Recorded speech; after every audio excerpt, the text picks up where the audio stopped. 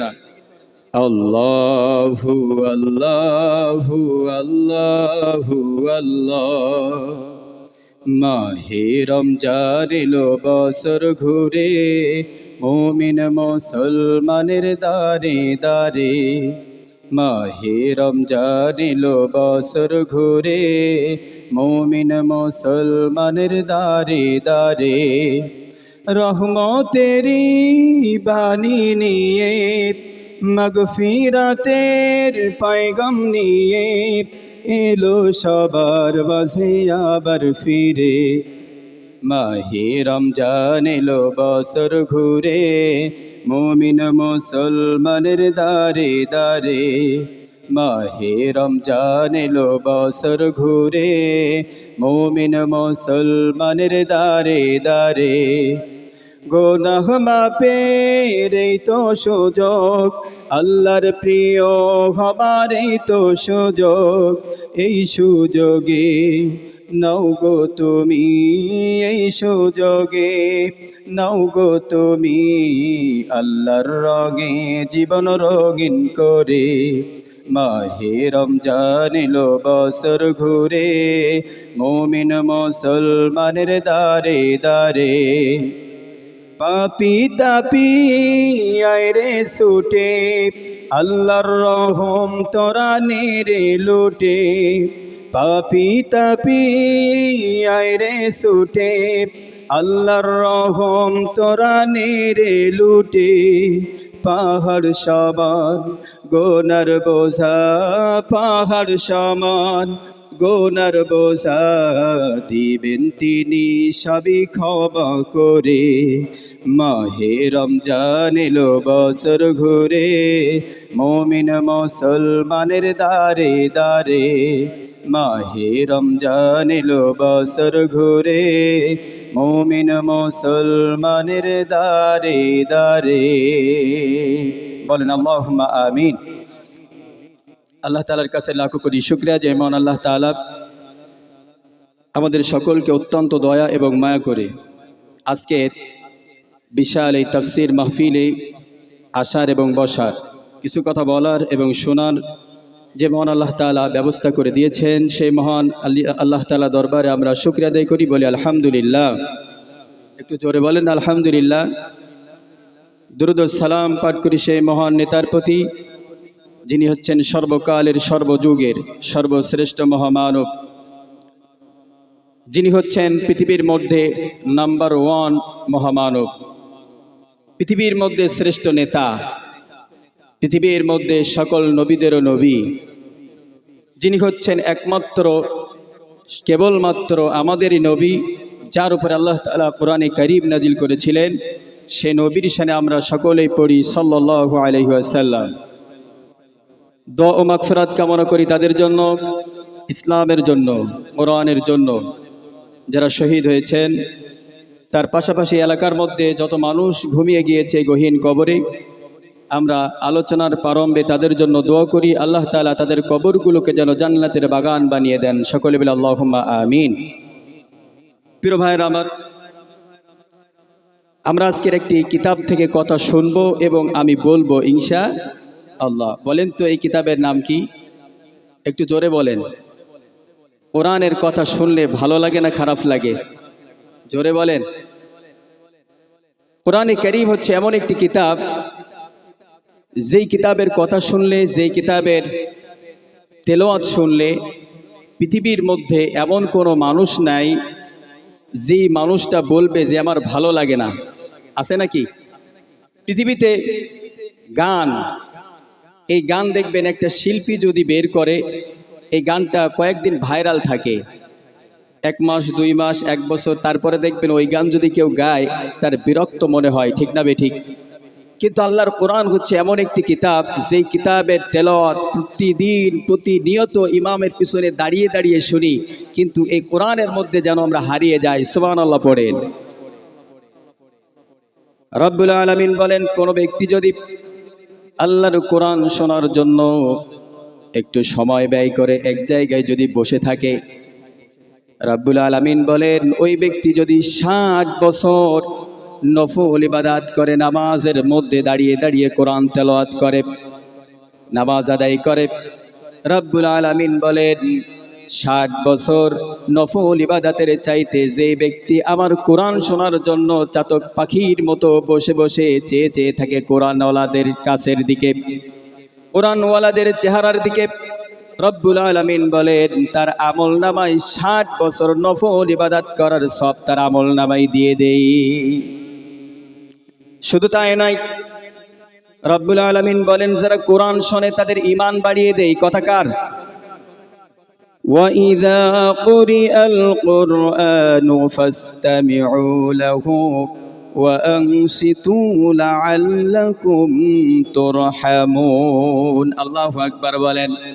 আবার আল্লাহ তাআলা সূরা আনফালের মধ্যে বলছেন ইন্নামাল মুমিনুনা আল্লাযীনা ইযা যুকিরাল্লাহু ওয়াজিলাত কুলুবুহুম وَإِذَا تُلِيَتْ عَلَيْهِمْ آيَاتُهُ زَادَتْهُمْ إِيمَانًا وَعَلَى رَبِّهِمْ يَتَوَكَّلُونَ। আল্লাহু আকবার। রব্বুল আলামিন বলেন নিশ্চয়ই যারা মুমিন, নিশ্চয়ই যারা মুত্তাকি, তারা যখন আল্লাহর কোরআন শোনে, কোরআন শোনার সঙ্গে সঙ্গে তাদের অন্তরের মধ্যে ভয় জাগে। কার? জোরে বলেন কার? আর যাদের অন্তরের মধ্যে ভয় থাকবে ওই ব্যক্তি কখনো নামাজ ছাড়তে পারে না, ঠিক কিনা? যার ভিতরে আল্লাহর ভয় আছে ওই ব্যক্তি কখনো ঘুষ খেতে পারে না, সুদ খেতে পারে না, অন্যায়ভাবে অত্যাচার জুলুম নির্যাতন করতে পারে না। আল্লাহ রব্বুল আলামিন বলেন প্রকৃতপক্ষে যারা কোরআন শোনে, কোরআন তাদের ঈমানটা বাড়িয়ে দেয়। আল্লাহু আকবার বলেন। যাদের হৃদয়ে আছে আল্লাহর ভয় তারা কভু পথ ভুলে যায় না। আল্লাহর প্রেম ছাড়া এই দুনিয়ায় কারো কাছে কোনো কিছু চাই না, কারো কাছে কোনো কিছু চাই না, ঠিক না বে ঠিক? যাদের ভিতরে ঈমান আছে, ভয় আছে আল্লাহর, চাইও কার কাছে? জোরে বলেন কার কাছে? কারণ আমরা আল্লাহর কাছে চাই এই জন্য আসমান এবং জমিনের মালিক যিনি, তিনি কে? আরো জোরে বলেন তিনি কে? রব্বুল আলামিন বলছেন তাবারাকাল্লাযী বিয়াদিহিল মুলকু ওয়া হুয়া আলা কুল্লি শাইইন কাদির। তিনি তো মুলক, তার হাতে রাজত্ব, পৃথিবীর সকল রাজত্ব, সব কিছু যার হাতে, তিনি কে? আরো জোরে বলেন। পৃথিবীতে আমরা যে রাজত্ব দেখি এই রাজত্ব ক্ষণস্থায়ী না চিরস্থায়ী? জোরে বলেন। এই ক্ষমতা হচ্ছে ক্ষণস্থায়ী, চিরস্থায়ী ক্ষমতা যার হাতে, তিনি হচ্ছেন আমার রব। ওই রব তিনি বলছেন চিরস্থায়ী ক্ষমতা শুধুমাত্র তোমাদের রবের, চিরস্থায়ী ক্ষমতার অধিকারী একমাত্র তোমার রবের। তাছাড়া পৃথিবীর জমিনে যত ক্ষমতা দেখো না কেন সব ক্ষমতা নিমিষেই যিনি শেষ করে দেন তিনি কে? প্রিয় ভাইয়েরা আমার, আল্লাহ রাব্বুল আলামিন বলেন বান্দারে দুনিয়ার জমিনে এমন একটা কিতাব দিলাম, যেই কিতাবের আলোচনা শুনলে, যেই কিতাবের কথা শুনলে বান্দা বান্দীদের অন্তরের মধ্যে আল্লাহর ভয় জেগে যায়। আল্লাহ তাআলা বলছেন বান্দা পৃথিবীতে এমন কোনো কিতাব নাই, এমন কোনো বই নাই যেই বইটা সব সময় প্রতিনিয়ত প্রত্যেকটা সেকেন্ড প্রত্যেকটা মিনিট পড়া হয়। পৃথিবীর মধ্যে এমন কোনো বই নাই, আছে নাকি? জোরে বলেন আছে নাকি? নাই। পৃথিবীর মধ্যে হাজার হাজার ধর্ম রয়েছে, পৃথিবীর মধ্যে আল্লাহ রাব্বুল আলামিন কোরআনের আগে অনেক কিতাব পৃথিবীর জমিনে দিয়েছেন, কিন্তু আল্লাহ তাআলা বলছেন কোরআনে কারীমের হাফেজ পাওয়া যায়, কোরআনুল কারীমের তেলাওয়াতকারী যেই পরিমাণে পাওয়া যায় এরকম তেলাওয়াতকারী, এরকম হাফেজে কোরআন অন্য কোনো কিতাবের হাফেজ পৃথিবীর জমিনে একটাও পাওয়া যায় নাকি? শুধু তাই নয়, আল্লাহ তাআলা বলছেন বান্দা কোরআনে কারীম হচ্ছে এমন একটি কিতাব যেই কিতাবের তেলাওয়াত, যেই কিতাবের বর্ণনা প্রত্যেকটা সময় প্রত্যেকটা সেকেন্ডে হচ্ছে। বিজ্ঞানীরা গবেষণা করে দেখেছে, বিজ্ঞানীরা তারা গবেষণা করে দেখেছে পৃথিবীতে আর্নিক গতি এবং বার্ষিক গতির ফলে দেখবেন এক দেশ থেকে আর এক দেশের সময়ের একটা ডিফারেন্স আছে না নাই? জোরে বলেন আছে না? আপনাদের ইন্ডিয়াতে যে সময়, তাছাড়া আমাদের বাংলাদেশে কিন্তু আধা ঘন্টার ডিফারেন্স আছে না? এই জায়গা থেকে আপনি যদি ইউনাইটেড আমেরিকাতে যদি আপনারা যদি একটু লক্ষ্য করেন সে জায়গায় দেখবেন যে 12 ঘন্টার বেশি ডিফারেন্স আছে না নাই? তাহলে দেখেন পৃথিবীতে প্রত্যেকটা দেশে এক দেশ থেকে আর এক দেশে যখন আপনি যাবেন সময়ের একটা ডিফারেন্স আপনি দেখতে পাবেন। কিন্তু আল্লাহ তাআলা দেখেন, আল্লাহ তাআলা বলছেন বান্দা কিভাবে প্রত্যেকটা সময়, প্রত্যেকটা সেকেন্ড, প্রত্যেকটা মিনিট, প্রত্যেকটা মুহূর্ত আমার কোরআন কেমনভাবে তেলাওয়াত হয়, কিভাবে তেলাওয়াত হয়, আমার নাম কেমনভাবে স্মরণ হয়, তোমরা একটুখানি গবেষণা করো। দেখেন এই জায়গায় যখন ফজরের নামাজ হয়, আমার বাংলাদেশে কিন্তু তখন হয় না, হয় নাকি? বাংলাদেশে যখন ফজরের নামাজ হবে, সৌদি আরবে কিন্তু ফজরের নামাজ হয় না, আমেরিকাতে হয় না, অন্যান্য দেশে হয় না, কারণ তাদের সময় মেনটেন করে ফজরের নামাজ নির্ধারণ করা হয়, জোহরের নামাজ হয়, আসরের নামাজ হয়। আবার দেখবেন হাফেজে কোরআনরা তারা দেখবেন রাত দিন 24 ঘন্টা প্রায় তারা পড়াশোনার তালেই থাকে, কি থাকে না? থাকে। তাহলে আল্লাহ তাআলা বলছেন পৃথিবীতে অনেক হাফেজে কোরআন আমি আল্লাহ তাআলা তৈরি করেছি, তাদের সেনার মধ্যে কোরআন দিয়েছি, প্রত্যেকটা সময় তারা কোরআন তেলাওয়াত করছে। পৃথিবীর কোনো না কোনো জায়গায় আজান হচ্ছে, একামত হচ্ছে, কোথাও না কোথাও নামাজ হচ্ছে, কোথাও না কোথাও হাফেজে কোরআনরা তারা কোরআন তেলাওয়াত করছে। তাহলে এর দ্বারাই বোঝা যায় পৃথিবীর জমিনে নাস্তিকরা, বামপন্থীরা যতই আল্লাহর কোরআনকে আল্লাহর জমিন থেকে নিভাই দিতে চায়, কোশ্চিন কালেও সম্ভব নয়। কথা বলেন ঠিক না বেঠিক? কারণ প্রত্যেকটা সময়, প্রত্যেকটা সেকেন্ডে যার নাম তেলাওয়াত হয়, যার নাম স্মরণ হয়, তিনি কে? আর এই কোরআন সংরক্ষণ করার দায়িত্ব পৃথিবীর কাউকে আল্লাহ তাআলা দেন নাই, তিনি নিয়েছেন। ইন্না নাহনু নাযালনা যিকরা ওয়া ইন্না লাহু লাহাফিজুন। আল্লাহু আকবার বলেন। রব্বুল আলামিন বলেন নিশ্চয় আমি আল্লাহ এমন একজন রব যিনি কোরআন নাজিল করেছেন। এই কোরআন নাজিল করার পরে নবীর পরে দায়িত্ব দেয় নাই হেফাজতের। পৃথিবীর কোন পয়গম্বরের পরে দাওয়াত দেওয়া হয় নাই যে তোমার উপরে এই কোরআনটা নাজিল করা হলো, তুমি এই কোরআন সংরক্ষণ করার দায়িত্ব তুমি নিয়ে নাও। আল্লাহ তাআলা বলছেন বান্দা এই কোরআনকে সংরক্ষণ করার দায়িত্ব শুধুমাত্র কেবলমাত্র তোমার রব নিয়ে নিয়েছে। আল্লাহু আকবার বলেন। প্রিয় ভাইরা আমার, আজ দেখেন যুগে যুগে কালে কালে কোরআনকে দুনিয়ার জমিন থেকে মাইনাস করে দেওয়ার জন্য বিভিন্ন ষড়যন্ত্র হয়, কিন্তু আল্লাহ তাআলা বলেন পৃথিবীর কোনো মানুষ ষড়যন্ত্র করে এই ষড়যন্ত্রে কখনো সফল হতে পারবে না। কথাকার আল্লাহ তাআলা বলছেন বান্দা এই কোরআনটাকে সংরক্ষণ করার দায়িত্ব আমি আল্লাহ তাআলা আমার। কারণ এই কোরআনের প্রত্যেকটা বক্তব্য, প্রত্যেকটা ভাষা যার, তিনি হচ্ছেন তোমাদের রব। কারণ আমরা যখন নামাজে দাঁড়াই, নামাজের মধ্যে বলেন তো বুখারী শরীফ পড়ি নাকি? কি পড়ি?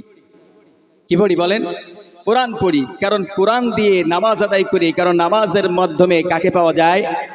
জোরে বলেন কাকে পাওয়া যায়? আল্লাহ তাআলাকে পাওয়া যায়। এখন নামাজে দাঁড়ালাম আল্লাহু আকবার বলে, এই যে হাতটা বাঁধলাম, এই আল্লাহু আকবার হাতটা উঠানো মানে স্যালেন্ডার করলাম কার সামনে? জোরে বলেন কার সামনে? আল্লাহর সামনে। নামাজে দাঁড়ালাম আলহামদুলিল্লাহি রাব্বিল আলামিন আর রহমানির রহিম মালিকি ইয়াউমিদ্দিন, তুমি হচ্ছে বিচার দিনের মালিক। আমরা বলি কি বলি না? সব কিছু বলি, কিন্তু নামাজের মধ্যে যা কিছু বলি নামাজের বাইরেই যখন আসি সব কিছু ভুলে যাই, ঠিক কিনা? নামাজের মধ্যে যাই বলি, নামাজের বাইরে যখন আসি তখন দেখবেন যে আল্লাহ তুমি আমার সব মালিক, তুমি আমার সব কিছু, তুমি আমার একমাত্র রব। যেই রবের সামনেই আমি মাথা নত করি, দুনিয়ার কারো মানুষের সামনে মাথা নত করি না। কিন্তু দেখা যায় পরবর্তীতে আমরা মানুষের সামনে, তাগুতের সামনে মাথা নত করে দেই, ইমানকে বিক্রি করে দেই। কিন্তু প্রকৃতপক্ষে ইমানদার যারা, তারা ইমান বিক্রি করে দেয় না, তাদের জীবন চলে যায়, কিন্তু তারপরেও তারা ইমান নিয়ে বেঁচে থাকে। কারণ তারা ভয় করে কাকে? কোরআনের পাখি তিনি কিন্তু আল্লাহকে ছাড়া কাউকে ভয় করি নাই, মাথা নত করে নাই। যুগে যুগে কালে কালে আলেমদেরকে ফাঁসির রশিতে ঝুলিয়ে দুনিয়ার থেকে বিদায় করে দেওয়া হয়েছে, কিন্তু তারপরেও তারা মাথা নত করে নাই। কারণ হিসাব দেওয়া লাগবে কার সামনে? জোরে বলেন কার সামনে?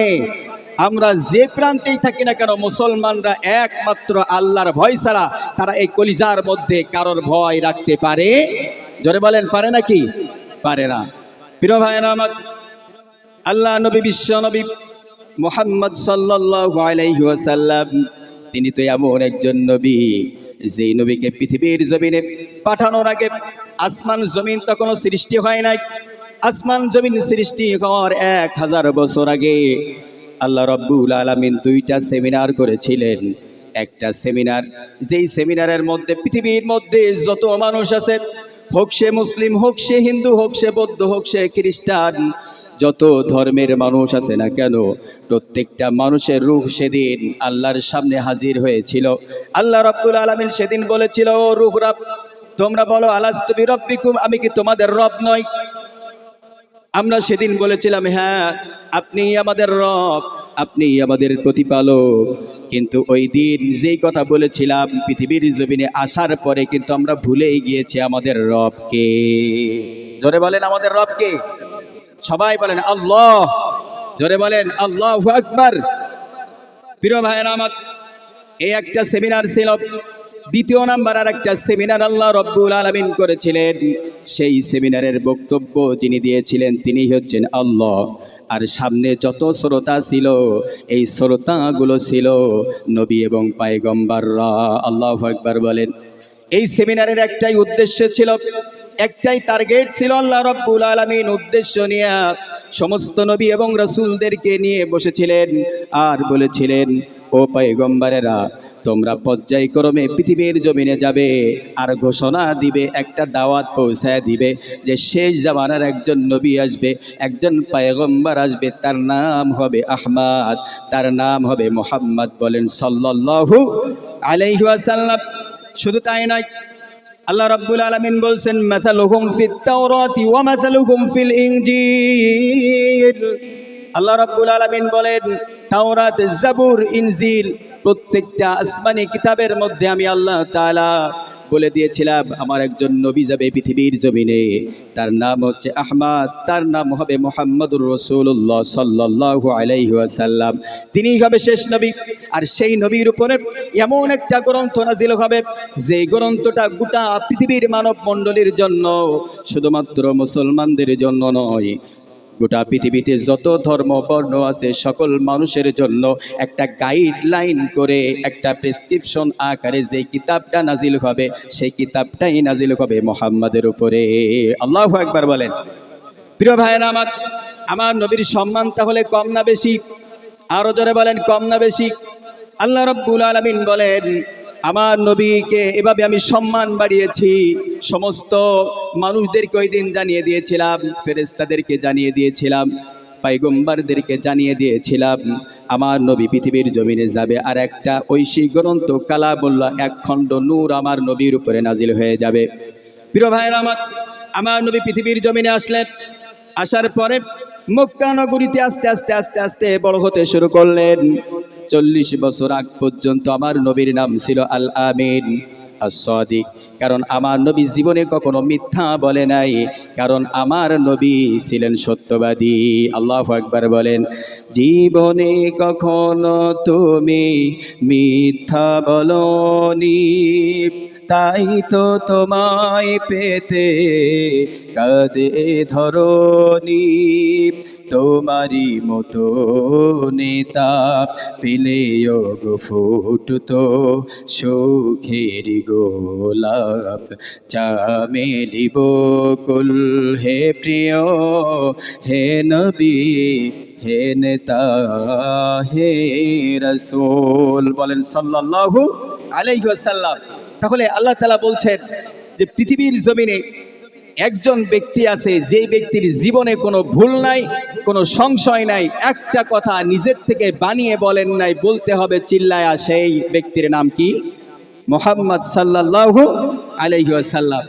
আল্লাহ তাআলা তার নবীকে মক্কা নগরীতে শৈশব, কৈশোর, যৌবন এরকম দিয়ে দিয়ে পর্যায়ক্রমে বড় করলেন।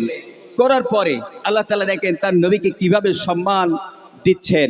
মানুষ চেয়েছিল নবীকে বেইজ্জতি করার জন্য, কিন্তু আল্লাহ তাআলা উত্তম পরিকল্পনাকারী। ওয়ামাকারু ওয়ামাকারাল্লাহু আল্লাহু খায়রুল মাকিরিন। আল্লাহ তাআলা বলছেন, আমি হচ্ছে উত্তম পরিকল্পনাকারী। আমার নবীর সম্মান ইজ্জতকে আমি আল্লাহ তাআলা প্রত্যেকটা জায়গায় বাড়িয়ে দিব। ওয়াদাকার। আমার নবীর বয়স যখন 35, বলেন কত? 35 বছর বয়স। 35 বছর বয়সে ঠিক ওই সময় মক্কায় কাবা শরীফের পূর্ণ নির্মাণ কাজ শুরু হবে। তৎকালীন সময়ে মক্কার 4 জন নেতা, 4 দলের 4 জন নেতা, তারা ঠেলাঠেলি বাঁধিয়েছে। যে মক্কায় কাবা শরীফে একটা পাথর আছে, যেই পাথরের নামটা হচ্ছে হাজরে আসওয়াদ। অনেক হাজিরা গিয়েছেন, হাজরে আসওয়াদ নামক এই পাথরটা অনেক দামি জান্নাতি পাথর। আল্লাহ তাআলা বলছেন কিয়ামতের দিন এই পাথরের ঠোঁট হবে, জবান খুলে যাবে, চোখ হয়ে যাবে। যে সকল বান্দারা তার গায়ে চুমা দিয়েছে, আল্লাহ তাআলার কাছে আরজি জানাবে, আল্লাহ এই বান্দাগুলো আমার গায়ে চুমা দিয়েছে, আল্লাহ এই মানুষদেরকে, এই ব্যক্তিদেরকে তুমি জান্নাতের মধ্যে ঢুকায় দাও। আল্লাহু আকবার বলেন। এই পাথরটা সরায় এক জায়গা থেকে আরেক জায়গায় নিতে হবে। এখন দামি পাথর, চারজন নেতা, একজন বলছে না আমি পাথরটা সরাবো দামি পাথর, আরেকজন নেতা বলছে না, কারণ নেতাদের মধ্যে ঠেলাঠেলি কম না বেশি? আরো জোরে বলেন, কম না বেশি? বেশি। এখন চারজন ঠেলাঠেলি বাঁধাইছে, মুরব্বী একজন এসে বলছে তোমরা ঠেলাঠেলি বন্ধ করো, আগামীকাল মসজিদে হারামের এই রাস্তা দিয়ে যেই ব্যক্তি সর্বপ্রথম প্রবেশ করবে ওই ব্যক্তি এই পাথরটা ধরবে এবং সেই ব্যক্তিই রাখবে। সুবহানাল্লাহ পড়েন। আল্লাহ রাব্বুল আলামিন তার নবীর সম্মান কেমন করে বাড়াচ্ছেন। পরের দিন সকালবেলায় মসজিদে হারামের ওই পথ দিয়ে অন্য কেউ নয়, দয়ার নবী, মায়ার নবী, বিশ্ব নবী মুহাম্মদুর রাসূলুল্লাহ সাল্লাল্লাহু আলাইহি ওয়াসাল্লাম আগমন করেছে।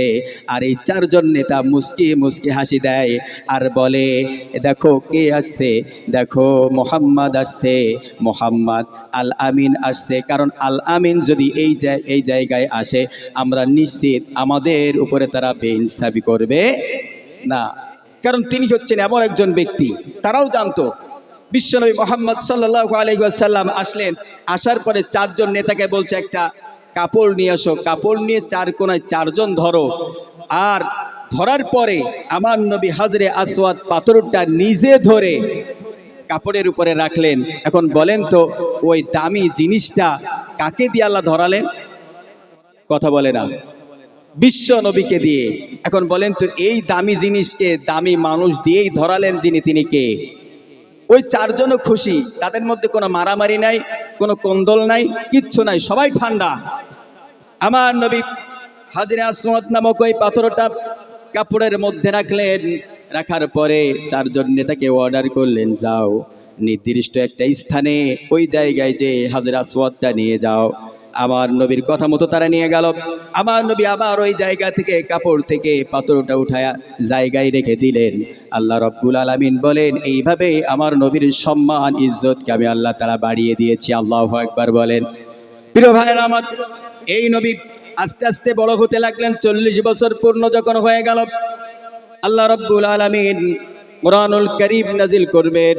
তার আগে থেকে আমার নবী হেরা নামক গুহায় তিনি আল্লাহর ধ্যানে তিনি বসতেন, আল্লাহর আনুগত্য করতেন, আল্লাহর কাছে চাইতেন, আল্লাহর সঙ্গে কথা বলতেন। ঠিক 40 বছর যখন পূর্ণ হয়ে গেল, আল্লাহ রাব্বুল আলামিন হিরা নামক গুহায় একটা নূর, একটা প্রদীপ আল্লাহ তাআলা তার নবীর উপরে দিলেন। বলেন তো সেই প্রদীপ, সেই আলোর নাম কি? জোরে বলেন কি? নূর, অর্থাৎ কোরআন।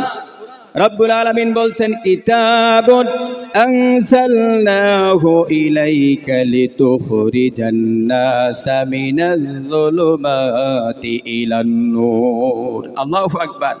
কিতাবুন আনজালনা, আল্লাহ রব্বুল আলামিন বলেন কিতাব নাজিল হয়েছে এই জন্য নয় যে তোমাদের ভাগ্য বিনষ্ট হয়ে যাবে, বরঞ্চ ভাগ্যকে পরিবর্তন করার জন্য আসমান থেকে কোরআন নাজিল হয়েছে। আমার নবীর উপরে যে কোরআন নাজিল হলো সর্বপ্রথমে নাজিল হলো ইকরা, তার মানে পড়ো। এখন বলেন তো যেই ব্যক্তি পড়তে জানে না, যেই ব্যক্তি আল্লাহ সম্পর্কে জ্ঞান রাখে না, ওই ব্যক্তির কি অন্তরের মধ্যে কি আল্লাহর ভয় থাকবে নাকি? জোরে বলেন। যেই ব্যক্তি জানে না আল্লাহ সম্পর্কে, আল্লাহর সৃষ্টি সম্পর্কে, বলেন তো ওই ব্যক্তি যতই চেষ্টা করুক না কেন ওই ব্যক্তির অন্তরের মধ্যে কোনো ভয় আসবে না। আপনি নামাজ পড়েন, নামাজে দাঁড়ালেন, সূরা ফাতিহা ভালোভাবে পড়তে পারেন না, যে পড়তে পারেন সূরা ফাতিহার অর্থ জানেন না, কিন্তু অর্থ যদি আপনি জানতেন, সূরা ইখলাসের অর্থ যদি আপনি জানতেন, বলেন তো নামাজের মধ্যে মন মানসিকতা বেশি আসতো নাকি কম আসতো? বেশি আসতো। দেখেন আমাদের নামাজের মধ্যে দাঁড়াইলে অনেক টেনশন আসে, অনেক কিছু মনে পড়ে, তার কারণটা হচ্ছে আমরা কোরআন পড়তে জানি না। কোরআন আমাদেরকে কি বলছে, আমরা কি বলছি আল্লাহর সামনে দাঁড়িয়ে, এটা আসলে আমরা জানি না। এই জন্য নামাজের মধ্যে আমাদের মনও বসে না। প্রিয় ভাইয়েরা আমার, আল্লাহ রাব্বুল আলামিন বলেন, বান্দা আমার নবীর উপরে সর্বপ্রথম যেই শব্দটা নাজিল হলো, ইকরা বিসমি রাব্বিকাল্লাযী খলাক, বলো তোমার প্রভুর নামে যিনি তোমাদেরকে সৃষ্টি করেছেন। শুধু সৃষ্টি করে নাই, এই মানব জাতিকে সৃষ্টি করার পরে আল্লাহ তাআলা আসমানের ভিতরে জমিনের উপরে বিভিন্ন নিয়ামত ওই আল্লাহ দিয়েছে কি দেয় নাই? প্রিয় ভাইরা আমার, ইন্ডিয়ার যদি কাশ্মীরে আপনারা যান, সে জায়গায় দেখবেন বিশাল বড় বড় পাহাড়, কত সুন্দর সুন্দর জায়গা, দেখবেন কত ঝর্ণা, দেখবেন কত বড় বড় পাহাড় দাঁড়িয়ে আছে। এখন বলেন তো, ভ্রমণ করতে ভালো লাগে না খারাপ লাগে? এ সকল সব কিছু আল্লাহ তাআলা বানিয়েছেন। বান্দা তুমি আবার সৃষ্টি দেখবা, আর দেখে দেখে তোমাদের রবকে সৃষ্টির মধ্যে খুঁজে নিবা। আল্লাহু আকবার বলেন। ঝরনা ঝরনা ঝরনা রে, বলনা বলনা বলনা রে, কার বিরহে পাগল পারা তুই, কার বিরহে ফুল ফসলে ভরা রে তোর দুকুল ভুই, কার বিরহে ফুল ফসলে ভরা রে তোর দুকুল ভুই, ঝরনা ঝরনা ঝরনা রে, বলনা বলনা বলনা রে, কার বিরহে পাগল পাড়া তুই। আল্লাহু আকবার বলেন। এখন বলেন তো, আল্লাহর এই সৃষ্টি, এই সৃষ্টি কত সুন্দর। এ সকল সব সৃষ্টির মধ্যে একটা উদ্দেশ্য হচ্ছে মানুষ। কারণ আল্লাহ তাআলা বলছেন, মানব জাতির জন্য পৃথিবীর জমিনে অসংখ্য নিয়ামত আমি আল্লাহ তাআলা দিয়েছি। কারণ মানুষ যদি জানতে চায় তোমাদের রব কি, আমাদের রবকে, কেউ যদি প্রশ্ন করে তোমাদের রবকে, এখন আমরা যদিও বলি রব, কিন্তু আমরা প্রকৃত পক্ষে রবকে এখনো পর্যন্ত খুঁজে পাই নাই। এখন যদি আমরা বড় একটি পাহাড়ের দিকে যদি লক্ষ্য করি, বলেন তো এই পাহাড়টাকে দুনিয়ার কোনো মানুষ বানিয়েছে নাকি? বিশাল বড় বড় সমুদ্র, আটলান্টিক মহাসাগর, এই সাগরের দিকে যখন আমরা লক্ষ্য করি, বলেন তো পৃথিবীর কোনো মানুষ কি এই মহাসাগর তৈরি করেছে? না। নিশ্চয়ই বুঝতে হবে, এই সাগর যিনি বানিয়েছেন এর পিছনে একজন আছে, তিনি হচ্ছেন আমাদের রব। বিশাল বড় বড় পাহাড়, এই পাহাড়ের পিছে একজন কারিগর আছে, সেই কারিগর হচ্ছে একমাত্র আমার রব। এই রব ছাড়া অন্য কোনো ব্যক্তি, অন্য কোনো মানুষের দ্বারাই সম্ভব নয়। প্রিয় ভাইরা আমার, এই জন্য আল্লাহ রাব্বুল আলামিন বলছেন, বান্দা পৃথিবীর জমিনে যত সৃষ্টি দেখো না কেন, এই সৃষ্টির মধ্যে শ্রেষ্ঠ জীব, শ্রেষ্ঠ মাখলুক হচ্ছে মানুষ।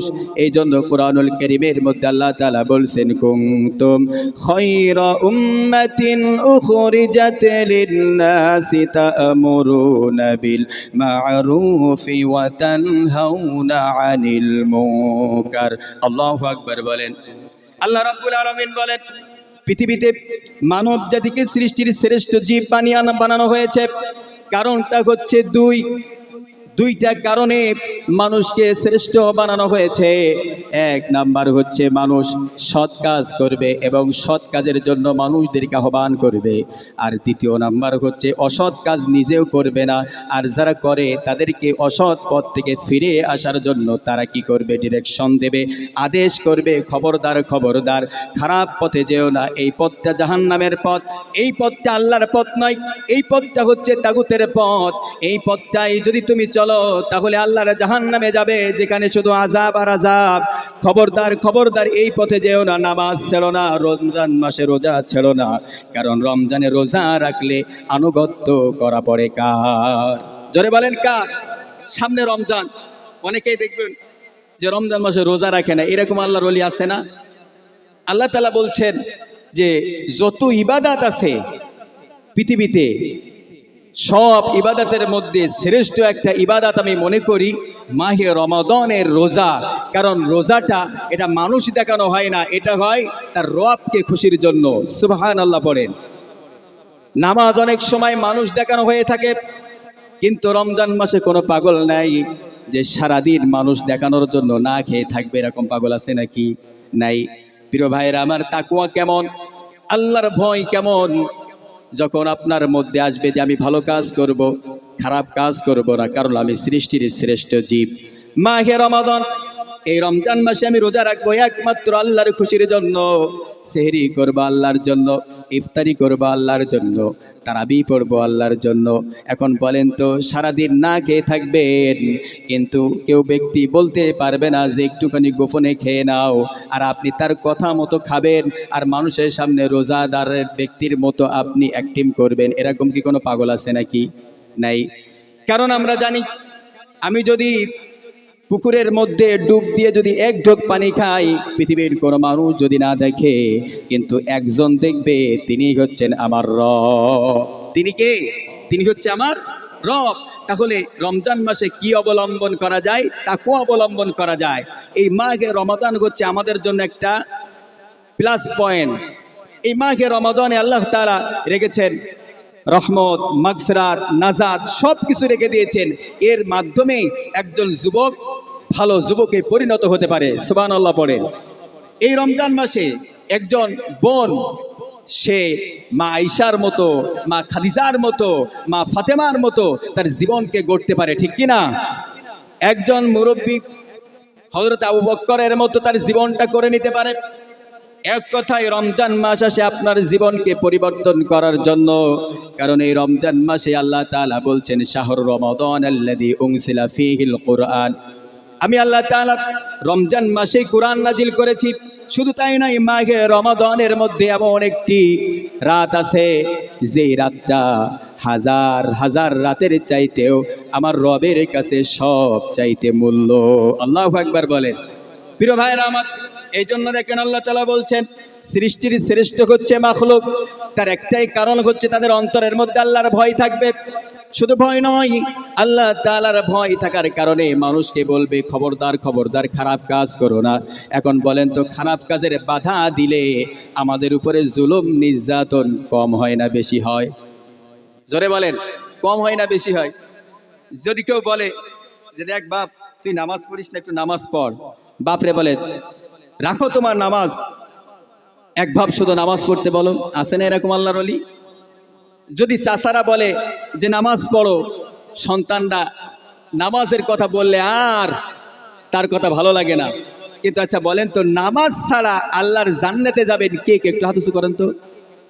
ওই তো একজন হাত উঁচু করেছে, যাই হোক, বুঝে করে নাই।